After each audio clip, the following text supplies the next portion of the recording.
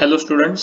So आपण GSTR 1A 2 आणि 3 हा जो काही रिफ्लेक्शनचा पार्ट होता किंवा 1 मध्ये आम्ही डेटा एंट्री केल्यावर मग ती 2A मध्ये रिफ्लेक्ट होणार वगैरे सगळं जे काय होतं लास्ट लेक्चरला स्टडी केलं होतं. नाऊ इन टुडेज लेक्चर आपण किंवा आत्ताच्या लेक्चरमध्ये पुढच्या लेक्चरमध्ये आपल्याला असं समजून घ्यायचं की मग आत्ता काय पोझिशन चालू आहे, आत्ता काय सिस्टीम इन एक्झिस्टन्स आहे. ठीक आहे. सो इन सिम्पल लँग्वेज मी मला असं सांगू शकतो की हा जो 1 होता आउटवर्ड सप्लाय डिक्लेअर करण्याचा, तो गव्हर्नमेंटने कॉमन ठेवला. करेक्ट. 1 कॉमन ठेवल्यामुळे ऑटोमॅटिकली 2A जो आहे रिफ्लेक्शन हेही कॉमन राहिलं, म्हणजे तेही एक्झिस्टंट राहिलं. मात्र GSTR 2 हा जो रिटर्न होता तो डिस्कार्ड केला गेला. 2 डिस्कार्ड केल्यामुळे ऑटोमॅटिकली 2 चं रिफ्लेक्शन कुठे होतं, 1A मध्ये होतं. हा 1A पण ऑटोमॅटिकली पुढे ढकलण्यात आला, तोही डिस्कार्ड केला गेला. तर डिस्कार्ड असं म्हणणं चुकीचं ठरेल, पण गव्हर्नमेंटने काय सांगितलं की अनलिमिटेड टाइम साठी इथला पुढे ढकलण्यात आलेला आहे, म्हणजे त्याला ऍक्च्युअली काहीच रिलेव्हन्स नाहीये. आता 3 वर्ष कंप्लीट व्हायला आली, जीएसटी इंट्रोड्यूस होऊन अजून सुद्धा तो रिटर्न आलेला नाहीये ना, तो येण्याचा मागमूस आहे. सो त्यांनी तो GSTR 2 आणि 1A हे जे कॉम्बिनेशन होतं हे उडवून टाकलं. GSTR 3 जो होता तो कधी आलाच नाही, म्हणजे तो प्रत्यक्षामध्ये मीही कधी डोळ्यांनी बघितलेला नाहीये की 3 एक्झिस्टन्स मध्ये आला. सो 3 रिटर्न उडवून त्याच्याऐवजी एक GSTR 3B नावाचा रिटर्न आणला. सो आत्ता रिटर्न्स कुठचे एक्झिस्टंट आहेत, तर आत्ता रिटर्न्स जे एक्झिस्टंट आहेत ते 3 प्रकारचे आहेत. सॉरी, आत्ता रिटर्न्स जे एक्झिस्टंट आहेत ते 3 प्रकारचे आहेत. एक आहे तो म्हणजे GSTR 1, then GSTR 3B and on 1 GSTR 1 चं रिफ्लेक्शन जे आहे तो GSTR 2A की जो फक्त व्ह्यू पर्पज साठी आहे. ऑटोमॅटिकली 2 निघून गेल्यामुळे 2A मध्ये ऍक्सेप्ट रिजेक्ट मॉडिफायचे जे ऑप्शन्स होते तेही निघून गेले. बिकॉज ते ऑप्शन्स कसे इफेक्टिव्ह होते, तर GSTR 2A मध्ये आम्ही जे ऍक्सेप्ट रिजेक्ट किंवा मॉडिफाय करत होतो हे आमच्या GSTR 2 मध्ये जाऊन बसायचं. आता 2च एक्झिस्टंट नाही, त्याच्यामुळे 2A हा फक्त व्ह्यू पर्पज साठी आहे. मग हा 3B हा रिटर्न काय आहे, तर गव्हर्नमेंटने असं सांगितलं, ओके तुम्ही तुमचा outward supply GSTR 3B will be again copy of 3 सारखंच असणार आहे की तुम्ही तुमची आउटपुट टॅक्स लायबिलिटी जी आहे, काहीतरी पेनला झाले, ओके, तुम्ही तुमची आउटपुट टॅक्स लायबिलिटी जी आहे ती डिक्लेअर करा, लेस इनपुट टॅक्स क्रेडिट जे आहे ते मायनस करा, आणि मग तुम्हाला कॅश लायबिलिटी जी आहे ती शेवटी शिल्लक राहील. ओके. सो हा 3B रिटर्न म्हणजे काय झालं थोडक्यात, की आम्ही या 3B रिटर्न जस्ट समरी, तुम्ही तिथे डेटा पंच करायचा. हा 3 रिटर्न जो होता ना, दिस वॉज ऑटोमॅटिक, की हा GSTR 1 वरून लायबिलिटी फेच करायचा, GSTR 2 वरून ITC डिटेल्स फेच करायचा, आणि मग 3B मध्ये आम्हाला ते डिटेल्स, सॉरी 3 मध्ये आम्हाला कॅश लायबिलिटी कम्प्युट केली जायची. आता 3B मध्ये तुम्हाला सगळा डाटा जो आहे तो तुम्हाला मॅन्युअली एंटर करावा लागतो. So output tax liability GSTR 1 आणि 3B ही मॅच असली पाहिजे असं रेस्ट्रिक्शन आहे. त्याच्यामध्ये मिसमॅच बऱ्याच ठिकाणी येतात. जर तुम्ही अकाउंटिंग प्रॉपर करत नसलात, रेकॉर्ड्स प्रॉपर नसतील, तर GSTR 3B आणि GSTR 1 ह्या दोन रिटर्न्स मध्ये डिफरन्स येऊ शकतो आउटपुट टॅक्स लायबिलिटी मध्ये. GSTR 1 मध्ये कुठेही इनवर्ड सप्लायचे डिटेल्स नाहीयेत. GSTR 1 is only dedicated to outward supplies. So outward सप्लाईजवर ऑब्व्हियसली आउटपुट टॅक्स जो आहे तो GSTR 1 मधनं फेच होतो.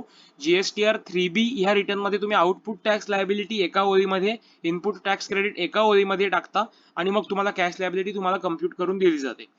विज GSTR 2 मध्ये तुम्ही इनव्हॉइस लेवल एंटर करता की माझी ही इनव्हॉइसेस आहेत की ज्या इनव्हॉइसेस वरचं मी इनपुट टॅक्स क्रेडिट क्लेम करायला जातोय. सो आता काय झालं की या 3 वर्षामध्ये की बऱ्याच वेळेला GSTR 3B मध्ये तुम्ही जे इनपुट टॅक्स क्रेडिट अवेल करताय, मी ही प्रॅक्टिस बघितलेली आहे, एका मोठ्या कंपनीमध्ये हे केलं जातं, की मे केलं जात होतं. I am not telling you the name and details of that company, but they were involved in that माल प्रॅक्टिस, की त्यांनी ते इनपुट टॅक्स क्रेडिटचे फेक अमाऊंट तिथे एंटर करायचे, तर त्याला काही बेसच नाहीये. हा only base is you can tally your GSTR 3B input tax credit with your GSTR 2A. पण अगेन GSTR 2A हा फक्त व्ह्यू पर्पज साठी आहे. GSTR 2A मध्ये समजा माझ्या सप्लायरने मला इनव्हॉइस दिलेला आहे, मी तिला टॅक्स पे केलेला आहे, पण त्याने त्याच्या GSTR 1 मध्ये इनव्हॉइस टाकलंच नाही, एंटरच केलं नाही, तर ते माझ्या 2A मध्ये रिफ्लेक्ट होईल का? नाही होणार. मग मला हे सांगायचा अधिकार कुठे आहे की ओके मी ह्या इनव्हॉइसचं क्रेडिट क्लेम केलेलं आहे, ते इनव्हॉइस मी एंटर करतो, की जे GSTR 2 मध्ये एंटर होऊ शकत होतं ते 3B मध्ये एका लाईन मध्ये एंटर होऊन जातं. त्याच्यामुळे मॅक्झिमम टॅक्स ऑफिशियल्स काय करतात की जीएसटीआर 3B मधलं जे इनपुट टॅक्स क्रेडिट आहे ते जीएसटीआर 2A मध्ये ऑटो पॉप्युलेट झालेल्या इनव्हॉइसेस मधल्या टॅक्स अमाऊंटशी मॅच करायचा प्रयत्न करतात. सो ही सिस्टीम जी होती 1, 2, 3 ची ती ऍक्च्युली स्ट्रॉंग होती, पण ड्यू टू टेक्निकल फेल्युअर्स ती प्रत्यक्षामध्ये आली नाही आणि मग त्याला पर्याय म्हणून, कारण तुम्ही रिटर्न जर डिले केले तर ऑटोमॅटिकली टॅक्स डिले होत होता. गव्हर्नमेंटला रेव्हेन्यू तर मिळायला हवा ना. सो मग गव्हर्नमेंटनी फार वेळ न थांबता एक वेगळंच अर्धवट मेकॅनिझम ज्याला आपण म्हणतो ते इंट्रोड्यूस केलं की जीएसटीआर 1 तुम्ही फाईल करायचा आणि जीएसटीआर 3B फाईल करायचा. तुमच्या सप्लायर्सने जे जीएसटीआर 1 फाईल केली असतील त्याच्यावरून तुमचा 2A जो आहे तो ऑटो ड्राफ्टेड येईल आणि मग पुढे त्याचा अमेंडमेंट करत चालेल की ओके 2A एवढंच तुम्ही क्रेडिट घ्यायला पाहिजे आणि मग सो दॅट आम्ही कम्प्लीट आमचे सप्लायर्स जे आहेत ते सगळे रिटर्न भरतील ह्याची आम्हाला गॅरंटी असली पाहिजे. आता थोडासा असा मुद्दा पुन्हा एक सगळ्यांच्या मनामध्ये येतो की सप्लायरने जर जीएसटीआर 1 फाईलच केला नाही किंवा इनकरेक्ट फाईल केला तर जीएसटीआर 2A मध्ये इनपुट टॅक्स क्रेडिट रिफ्लेक्टच होणार नाही. पण ऍक्च्युली मला ते क्लेम करायला हवं कारण मी सप्लायरला ते पे केलेलं आहे. Now this will be the, मी थोडक्यात चोर सोडून संन्यासाला शिक्षा. सप्लायर चुकला म्हणून रिसिपियंटला तेवढा आयटीसी परत पे करायला लावायचं ही चुकीची गोष्ट आहे, कारण रिसिपियंट डबल टॅक्स पे करेल. मग रेसिपियंटने एकदा सप्लायरला जीएसटी पे केला आहे, परत त्याला तुम्ही इनपुट टॅक्स क्रेडिट डिनाय केलं, त्याचं तेवढं इनपुट टॅक्स क्रेडिटला अलाउ नाही केलं तर ऑटोमॅटिकली तो कॅश मध्ये जास्त लायबिलिटी पे करेल. मग हे थोडं ऑड होऊन बसतं आणि त्याच्यामुळे हा सगळा सिनारिओ जो आहे हा तयार झालेला आहे. सो जीएसटी मध्ये ही जी मेकॅनिझम, आणि मग प्रॉब्लेम काय झाला की हे जीएसटीआर 1, 2, 3 हे मेकॅनिझम डोळ्यासमोर ठेवून सगळ्या लिगल प्रोव्हिजन्स ज्या होत्या त्या फ्रेम केल्या गेलेल्या आहेत आणि त्याच्यामुळे आता रिटर्न्स तुम्ही जेव्हा बघाल तेव्हा तुम्हाला लक्षात येईल की बरेच सेक्शन्स जे आहेत लांब लचक हे आता ऑपरेटिव्हच नाही आहेत. कारण मुळात त्या ऑपरेटिव्ह ज्या बेसिसवरती होते ते रिटर्न स्कीम कधी आलीच नाही आणि ती गव्हर्नमेंट सांगते की आता येईल, मग येईल, नंतर येईल, असं करता करता 3 वर्ष गेली.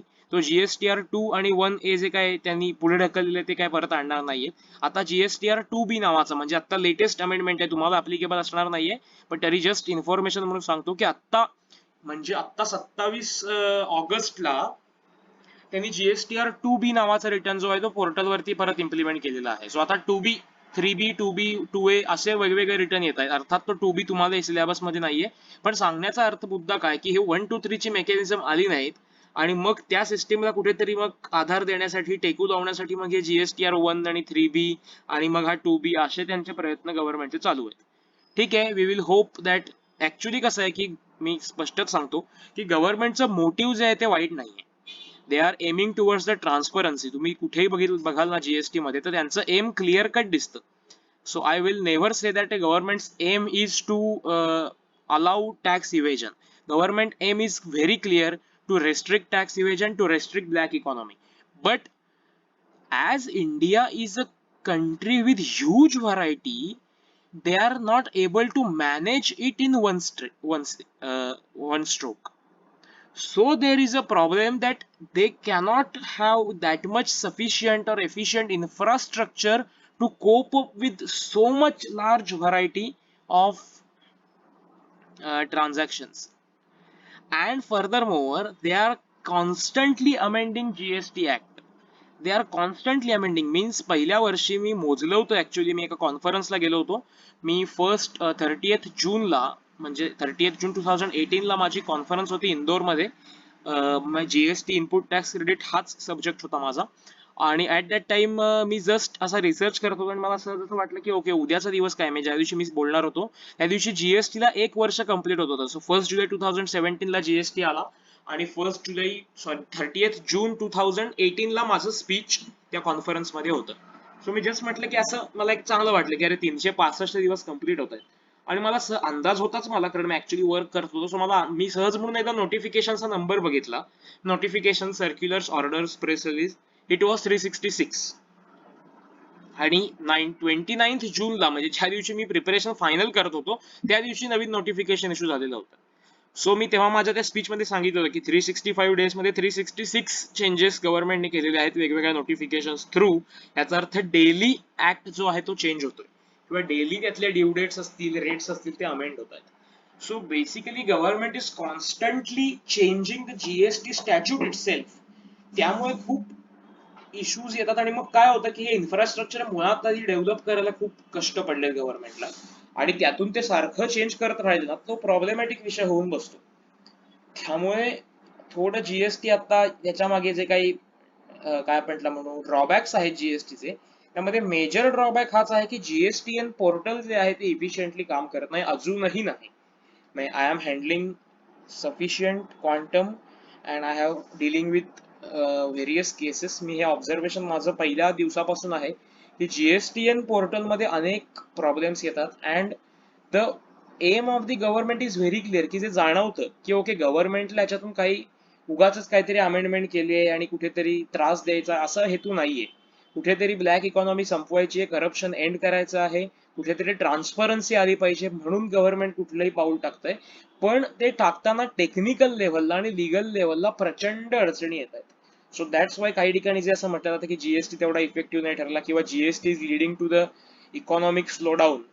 सो त्याचं कारण ऍक्च्युली जीएसटी नाहीये, पण हे गव्हर्नमेंटला करणं थोडं अवघड जातंय, त्यामुळे हा सगळा सिनारिओ झालाय. आणि या जीएसटीचं सगळ्यात मोठं आपण काय म्हणू की आल्या आल्या जो पहिला सेटबॅक गव्हर्नमेंटला एक पाऊल मागे घ्यावं लागलं ते म्हणजे हे होतं की रिटर्नची स्कीम जी फ्रेम केली गेली ती हँडलच नाही करता आली. कारण एक असा विचार करा की सेंट्रल एक्साइज आणि सर्व्हिस टॅक्स दे वर सेंट्रली गव्हर्न, ओके, आणि प्रत्येक स्टेटमध्ये जे व्हॅट ऍक्ट होते त्या प्रत्येक ऍक्टच्या वेबसाईट्स वेगळ्या होत्या. साधं एक्झाम्पल तुम्हाला देतो. सो 27 राज्य होती, 27 राज्यांच्या व्हॅटच्या वेबसाईट्स वेगळ्या होत्या, म्हणजे 27 राज्यांची इनडायरेक्ट टॅक्स पोर्टल्स वेगळी होती.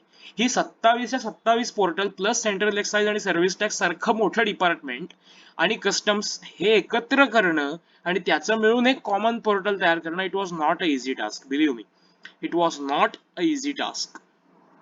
खूप डिफिकल्ट काम होतं. पण yes, government has done the same.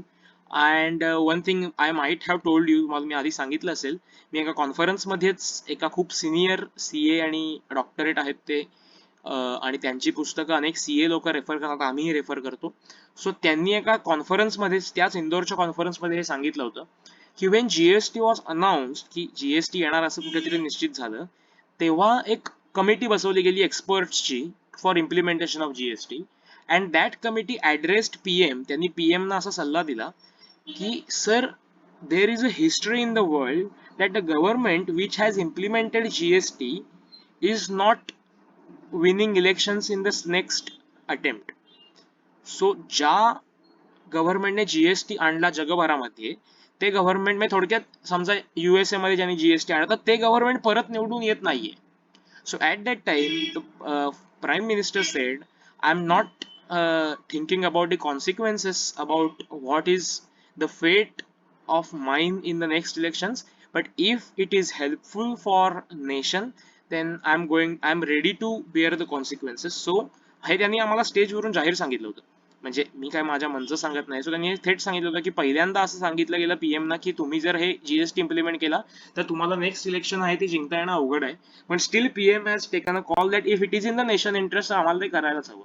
So कुठेतरी मला हे नक्की आपण आणि काम करताना तुम्हाला प्रोव्हिजन्स बघून पण कळेल की ट्रान्सपरन्सीसाठी कुठेतरी नक्कीच महत्वाची पावलं आहेत. द ओनली थिंग इज, आणि ते खरंही आहे की लॉ इतका नाही, तर इन्कम टॅक्स ऍक्ट बघा ना, इन्कम टॅक्स ऍक्ट वॉज 1961 चा ऍक्ट होता. सो 1961 पासून ते आतापर्यंत जवळपास 70 वर्ष झालेली आहेत. हो, सो या 70 वर्षामध्ये तो कायदा आता व्यवस्थित परिपक्व झालेला आहे, मॅच्युअर झालेला आहे. सो जीएसटी कायदा सुद्धा जेव्हा इतका मोठा होईल किंवा हळूहळू डे बाय डे जसे जसे एक्सपिरियन्स येतील, जसजसे लॉ क्लिअर होत जाईल, तसतसा जीएसटी लॉ पण सिम्प्लिफाय होत जाईल. सो आपण एवढाच इश्यू आहे की आपण ते खूप सुरुवातीच्या काळामध्ये फेस करतो आहोत. ओके, सो थोडं विषयांतर झालं, but we were talking about input tax credit. So return mechanism तुम्हाला मी सांगितलं की आता जी रिटर्न सिस्टीम एक्झिस्टंट आहे ती जीएसटीआर 1 आणि जीएसटीआर 3B एवढीच आहे. जीएसटीआर 1 मध्ये तुम्ही तुमची आउटपुट टॅक्स लायबिलिटी डिनोट करता आणि जीएसटीआर 3B मध्ये तुम्ही ऍक्च्युअल टॅक्सचं पेमेंट करता. ते कसं करता तर 3B मध्ये तुम्ही तुमचा आउटपुट टॅक्स डिक्लेअर करता, तुमचं इनपुट टॅक्स क्रेडिट डिक्लेअर करता आणि तुमची कॅश लायबिलिटी जी असेल ती तुम्ही पे करून टाकता. ठीक आहे. So I think this was sufficient for you. He matching concept आहे, लक्षात घ्या की तुम्ही सप्लायरने इनव्हॉइस टाकायचं, ते रेसिपियंटच्या पोर्टलवरती रिअल टाइम आणि ऍक्च्युअली रिअल टाइम बेसिसवरती रिफ्लेक्ट होतं. मी स्वतः डोळ्यांनी बघितलंय की माझ्याच 2 क्लायंट्स सप्लायर रेसिपियंट असतील, तर मी एका पीसी वरून ते इनव्हॉइस एंटर केलं, at the fraction of second ते माझ्या रेसिपियंटच्या जीएसटी पोर्टलवरती 2A मध्ये रिफ्लेक्ट व्हायला लागतं की तुम्ही यांच्याकडून एवढी अमाऊंट परचेस केलेली आहे and this is the your input tax. लक्षात येत आहे. But 2A and 3B are not matching. म्हणजे परत समजा सप्लायरने माझ्या